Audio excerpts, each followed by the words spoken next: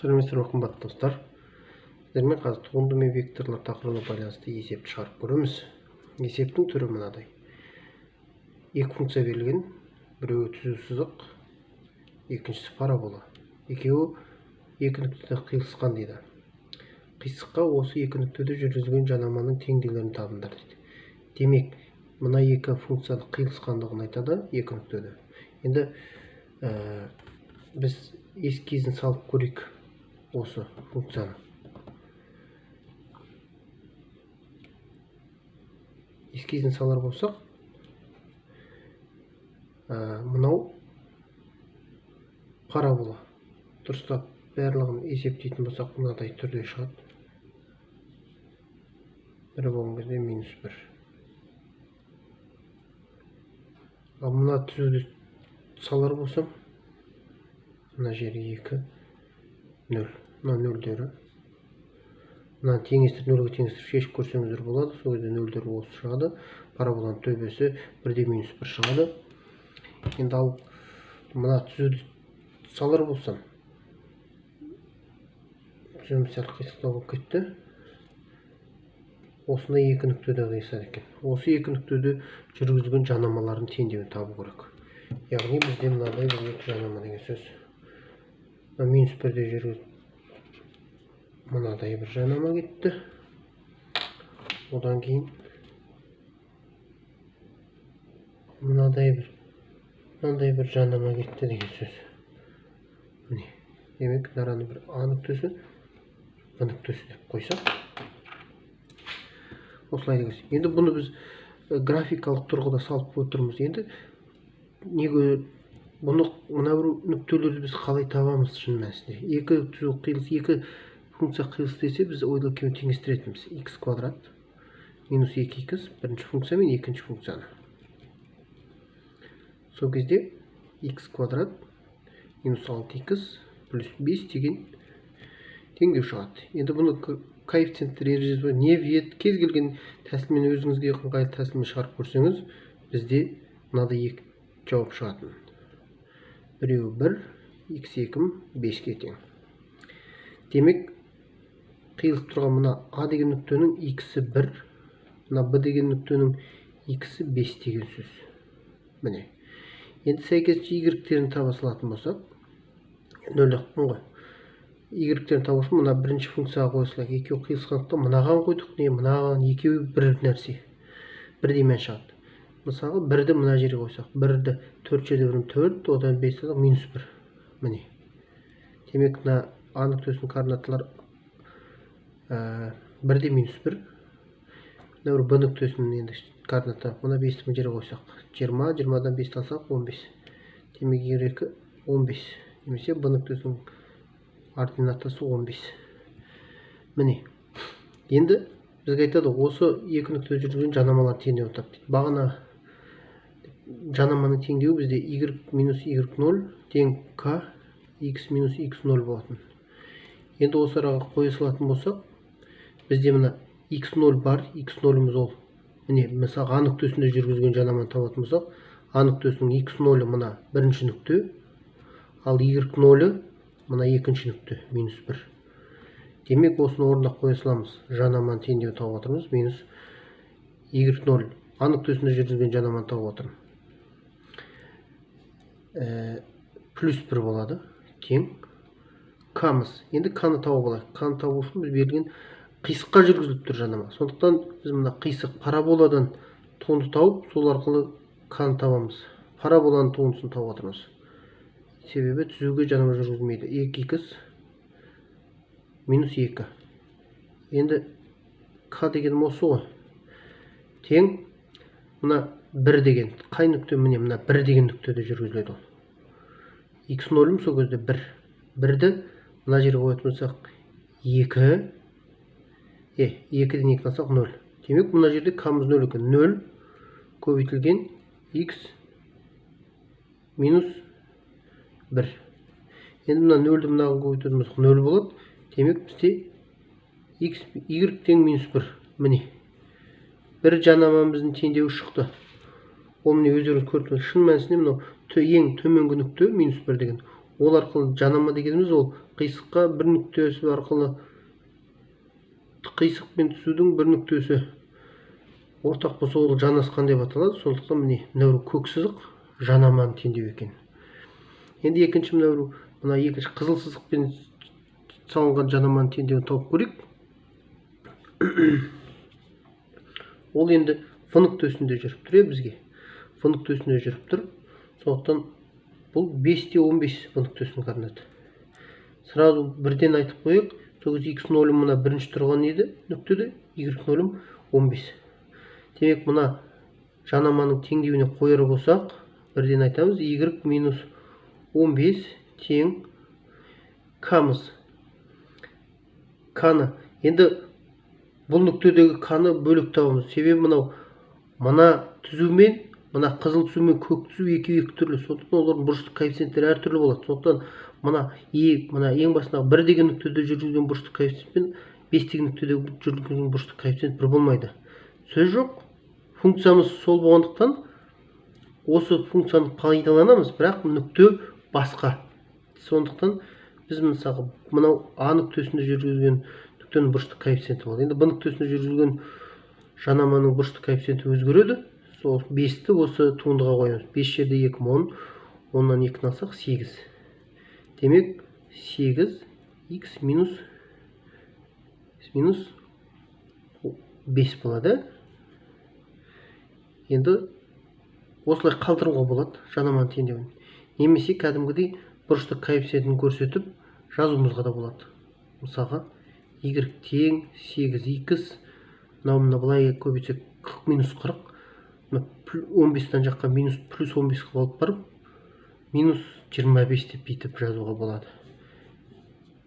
Яғни мынау в нүктесінде жүргізген жанаманы теңдеуі шықты. Осылай. Енді осы екі жанаманың қиылысуларының нелерін тап деп, нүктесінің координатын тап депті. Екі жанама қиылысады. Сол қиылысу нүктелерінің координаттары. Міне өздеріңіз көріп тұрғандай, екі жанама мына жерде қиылысып тұр. Демек екі жанама. Бірінші жанамамыз болды бізде 8x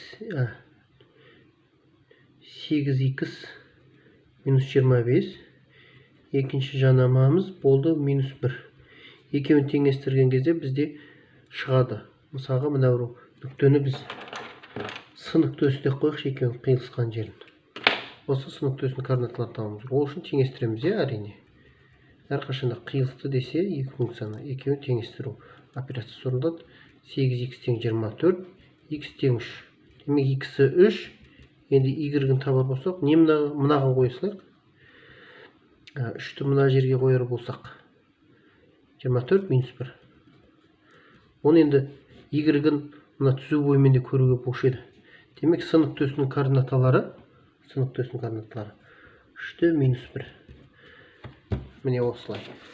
Келесі пунктте бар екен бұл есептің. Қарап отырсаңыздар. Енді бидейді бағасында берілген түзу мен жанамалар арқылы пайда болған үшбұрыштың периметрін табыңыз дейді. Және бізде А нүктесінің координаталары пайда болды ғой. 1-де минус 1. Міне қарап тұрсақ, бізде А, Б, С деген үшбұрыш пайда болды. Мен сол А, Б, С үшбұрыштарының координаталарын жазып қойын. Б нүктесінің координаталары 5-те 15, С нүктесінің координаталары 1-де минус 1.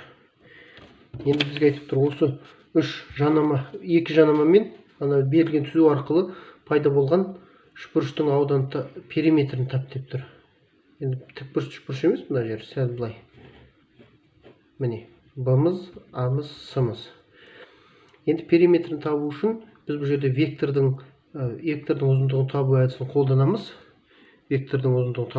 қолданамыз. Ол дегеніміз АВ векторын жасап алып, ВЦ векторын жасап алып, АЦ векторын жасап алып. Осы векторлардың координаталарын таба қояйық.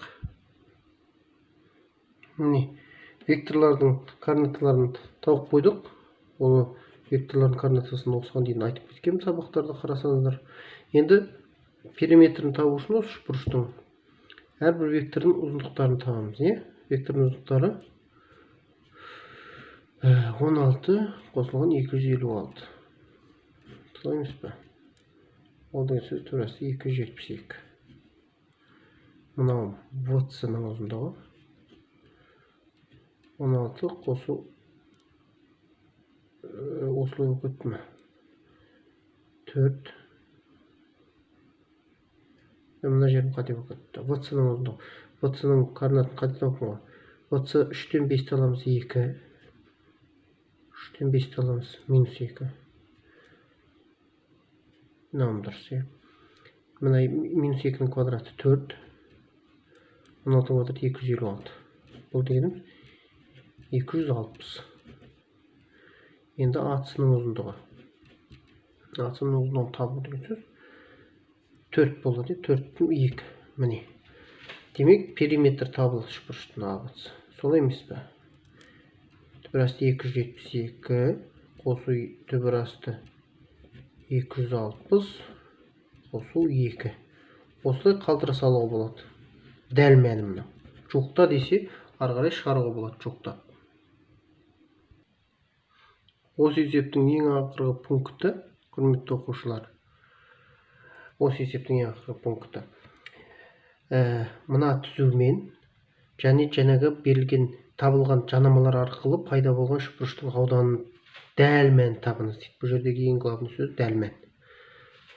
Енді үшбұрыштың ауданы мынадай формуласы бар. Әртүрлі формуласы бар. Жаңағы ұзындықтар арқылы героммен де шығаруға болады. Тек қана ол жерде героммен шығарған кезде біз дәл мәнін табу өте қиын болады. Біз жоқта кетеміз. Басқа да тәсілмен. Енді мына формулаға салатын болсақ, біз дәл мәнін табу оңай болады.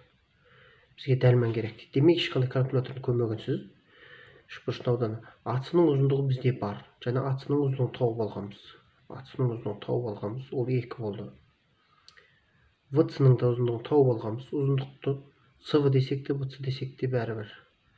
Ол түбір асты 260. Енді бізге синус фи керек. Синус фиді табу үшін біз мынарда екі вектордың скаляр көбейтіндісін табайық. AC демейін. CA векторын. Бір нүктеден шығу керек менде мәселе. CA векторы көбейтілген CV векторы. Сол кезде ол CA векторының ұзындығы көбейту CV векторының ұзындығы көбейтілген косинус фи. Енді осыдан косинус табуға болады ғой.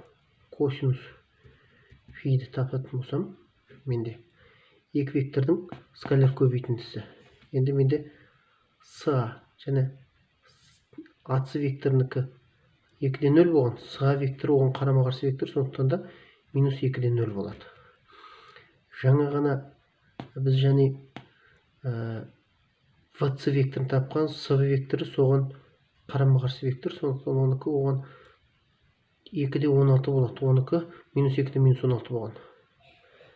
Міне, ендеше екі векторын скаляр көбейтісі дегеніміз екеуінің сәйкес координаттарын көбейтіп қосқанға тең дегеніміз. Демек, минус 2-ге мына 2-ні көбейтсек минус 4 болады. Қосылған 0-ге 16-ны көбейтсек 0 болады. Бөлінген ұзындықтары. Ұзындықтары міне тұр. 2 көбейтілген түбір асты 260. Демек, не шығып тұр менде?